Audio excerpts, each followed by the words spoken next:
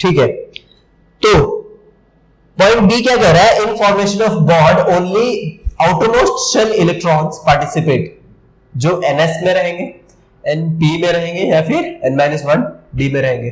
n तुमको पता है कि प्रिंसिपल क्वांटम नंबर है, कुछ भी हो सकता है 1 से लेके n तक, like it can be 2s 2p और 2-1 यानी 1d।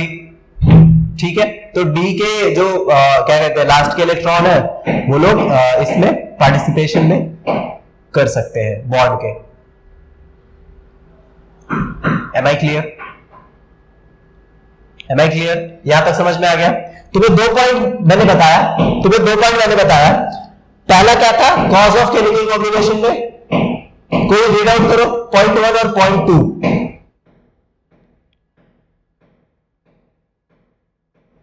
somebody please read it out.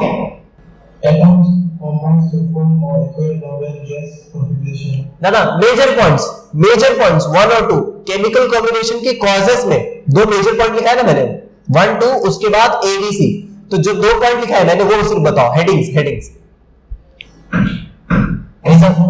नहीं समझा?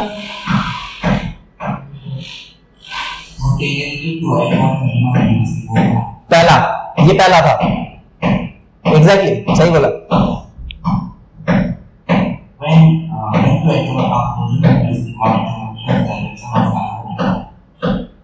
ग्रेट, पहला तो था tendency to acquire minimum energy, दूसरा है तुम्हारा tendency to acquire normal gas configuration. सही है, इसके अंदर तुमने 3 पॉइंट्स ऊपर लिखे, 2 पॉइंट्स नीचे लिखे इसके। सही है, ये तुम्हें समझ में आया कि नहीं आया, पहले ये कंफर्म कर दो एंड देन मूव अहेड। और ये क्लैरिटी में तुमसे लेता रहूंगा। ओके ग्रेट, अब मुझे थोड़ी सी क्लैरिटी चाहिए कि chemical bonding formation, definition, causes of chemical bonding और छोटे मोटे कॉन्सेप्ट्स तुम्हें समझ में आ गए? समझ में आ गए?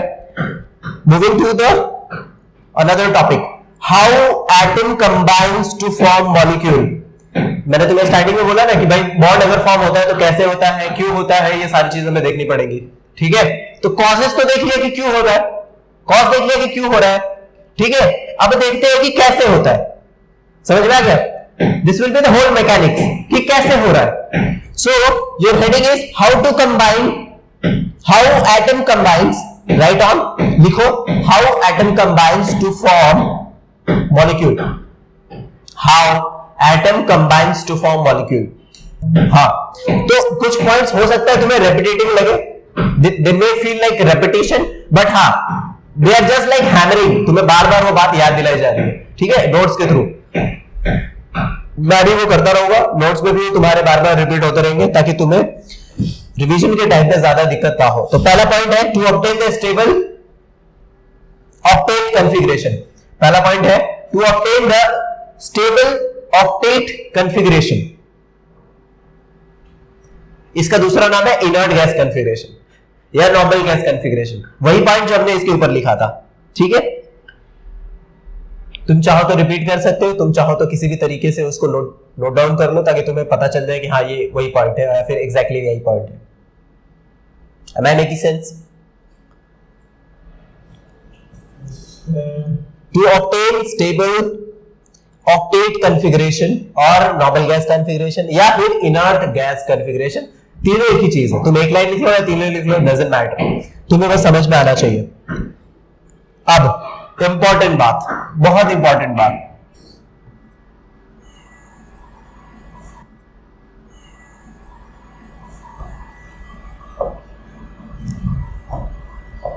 देखो ये चीज मैंने थोड़ी सी तुम्हें थियरी बोल के मैंने जब बकबक कर रहा था मैं स्टार्टिंग में तभी तुम्हें बता दी थी, इसलिए मैंने बोला था कि तुम मैं जो बोलूंगा उसको थोड़ा ध्यान से सुनना, क्योंकि जितनी भी चीजें बोल रहा हूं मैं आगे चल के चैप्टर में मैं उनको रिलेट करने वाला हूं। ठीक है, तो मैं स्टार्टिंग में बहुत सारी चीजें तुमको बताऊंगा, इसका मतलब क्या है कि मैं अलग अलग चीजें बताऊंगा और फिर जैसे जैसे हम आगे पढ़ेंगे हम क्या करेंगे, उन एक एक कॉन्सेप्ट्स को कनेक्ट करते जाएंगे। हम एक एक कॉन्सेप्ट्स को क्या करेंगे, कनेक्ट करते जाएंगे ताकि तुम्हें पता चले कि भाई हम क्यों इन सारी चीजों की बात कर रहे थे।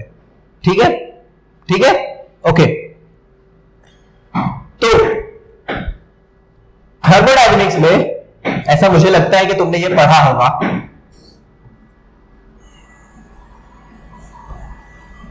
किसी ने ये ग्राफ देखा है?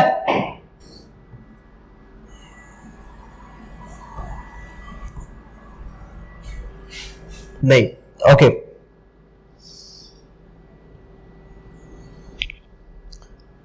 ये पोटेंशियल एनर्जी का ग्राफ है। ये किसका ग्राफ है? पोटेंशियल एनर्जी का। और बेस तक देख पा रहे हो तुम लोग? ये बेस, ठीक है। ये जो बेस है, यहां पे जो एटम रहता है, this base, this is a place जहां पर अगर एटम की जो फॉर्मेशन है वो यहां, उसकी एनर्जी इतनी लोवेस्ट हो जाए, I can't see your faces, तो आई कांट गेस कि तुमको समझ में आ रहा है कि नहीं। आई होप तुमको समझ में आ रहा है। तो ये जो ग्राफ है पोटेंशियल एनर्जी का, ठीक है, इसका जो सबसे लोवेस्ट पॉइंट है ये, अगर यहां पर लाइक इस लेवल की एनर्जी अगर किसी एटम में या मॉलिक्यूल में आ जाती है आफ्टर बॉन्ड फॉर्मेशन, ठीक है, after bond formation, then that molecule is going to be the most stable molecule. Then that molecule is going to be the most stable molecule. और जरा मुझे बताना क्यों और कैसे? सबसे कम होगा, इससे ज्यादा स्टेबल होगा। एग्जैक्टली, मैंने तुम्हें स्टार्टिंग में एक पॉइंट लिखाया था कि decrease in energy is directly proportional to the strength of the bond, is directly proportional to the stability. सही है? ये जो ग्राफ है ये उसी बात को जस्टिफाई कर रहा है। क्या कर रहा है? ये ग्राफ उसी बात को जस्टिफाई कर रहा है कि जब पोटेंशियल एनर्जी का जो लेवल है, अगर उसके लोवेस्ट में कोई एटम आ जाए, उसका एनर्जी इतना लेवल का आ जाए, that means that molecule is going to be the most stable molecule, और वो जो बॉन्ड फॉर्म होगा, that bond is going to be the strongest bond, to be honest, to be more precise, to be more clear. ठीक है, सही बात है। अच्छा, तो इसमें और भी कई सारी चीजें हैं, मैं तुम्हें बता देता हूं। पर अच्छा, एक काम करते हैं, ये जो ग्राफ है ना, मैं इसका स्क्रीनशॉट लेके मैम को शेयर कर दूंगा ताकि मैम तुम्हें तुम्हारे ग्रुप में शेयर कर ले। सही रहेगा, क्योंकि ड्रॉ करने में थोड़ा सा यहाँ पे दिक्कत हो रहा है। चलेगा? तो तुम समझ जाओगे। ठीक है, छोटी सी बात, ये एरो दिख रही है तुम्हें? रेड वाली जो एरो ड्रॉ की है मैंने, ये जो एरो है यहां से यहां तक की, ये एरो, ये हमारा एटॉमिक रेडियस है। और बेटर तरीके से बताओ तो एटॉमिक रेडियस से ज्यादा बेटर जो हमारे पास टर्मिनोलॉजी है, दैट कैन बी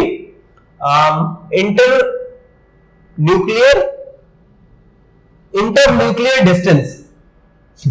क्या मुझे कोई बता सकता है what is this internuclear distance?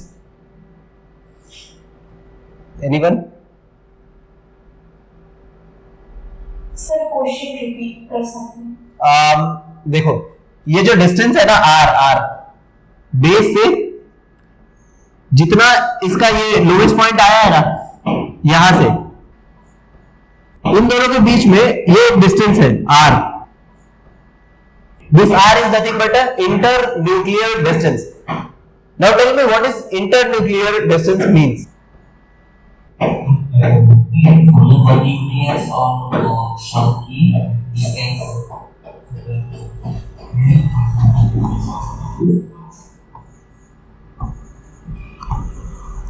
क्या मैं इसकी बात कर रहा हूं?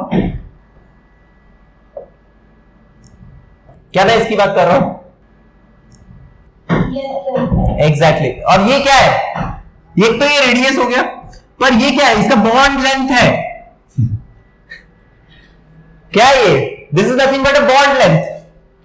ठीक है, बॉन्ड लेंथ है दो एटम्स के बीच में। समझ में आ रहा है कि नहीं आ रहा है? और क्लियरली आएगा नेक्स्ट क्लास में, हम इसको और डेप्थ में डिस्कस करेंगे। इसके पहले मैं क्या करूंगा, इसका स्क्रीनशॉट लेके मैं तुम्हें शेयर कर लूंगा, ठीक है, ताकि तुम एक बार उसको जब देख लो तो तुम्हारे माइंड में छप जाए कि सर इसी की बात कर रहे थे। समझ में आ गया? और बात बता देता हूं, जितना ज्यादा ये जो गैप है एक्स एक्सिस और ये जो लोवेस्ट पॉइंट है इस ग्राफ का, जितना ज्यादा ये गैप बढ़ेगा, बॉन्ड लेंथ क्या होगी, बढ़ेगी या घटेगी? बॉन्ड लेंथ बढ़ेगी, ठीक है। और एक छोटा सा कॉन्सेप्ट मैं तुम्हें बता देता हूं, बॉन्ड लेंथ जब घटेगा, बॉन्ड स्ट्रेंथ क्या होगा, बढ़ेगा या घटेगा? घटेगा। घटेगा। बहुत सही, बहुत सही, बहुत सही। बॉन्ड स्ट्रेंथ क्या होगा?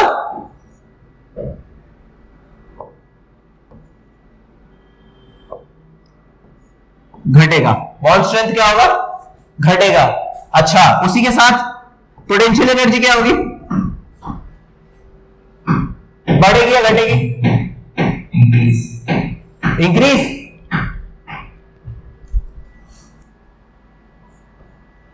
बहुत सही। तो एनर्जी जब ज्यादा होगी तो ऑब्वियसली बॉन्ड लेंथ ज्यादा होगा, लेकिन बॉन्ड स्ट्रेंथ घट जाएगा। स्टेबिलिटी क्या होगी, बढ़ेगी या घटेगी? Is it visible? सर आपने ये लिखा बॉन्ड लेंथ घटेगा कि बढ़ेगा? अच्छा ठीक है, मैं तुम्हें थोड़ा रुक जाओ, मैं तुम्हें थोड़ा क्लियरली दिखाता हूं। ये बॉन्ड लेंथ, ये बॉन्ड लेंथ है BL, समझ में आ गया? ठीक है, बॉन्ड लेंथ को हम BL से डिनोट करेंगे, फिर बॉन्ड स्ट्रेंथ को हम BS से डिनोट करेंगे, ठीक है। उसके बाद हम स्टेबिलिटी को कुछ कर नहीं सकते तो स्टेबिलिटी लिख लेंगे, ठीक है। अच्छा, अब मुझे बताना, बॉन्ड लेंथ बढ़ेगा तो एनर्जी बढ़ेगी या घटेगी, स्ट्रेंथ बढ़ेगा या घटेगा? जब बॉन्ड लेंथ इंक्रीज होगा तो बॉन्ड स्ट्रेंथ क्या होगा, बढ़ेगा। डिक्रीज होगा। स्टेबिलिटी,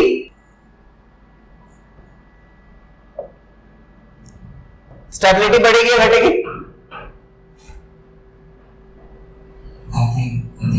घटेगा। देखो, बॉन्ड के स्ट्रेंथ के ऊपर ही तो स्टेबिलिटी डिपेंड करती है ना। स्टार्टिंग में मैंने तुम्हें एक ऑर्डर लिखाया था, एनर्जी जितनी कम होगी स्ट्रेंथ उतना ज्यादा होगा, स्टेबिलिटी उतनी ज्यादा होगी।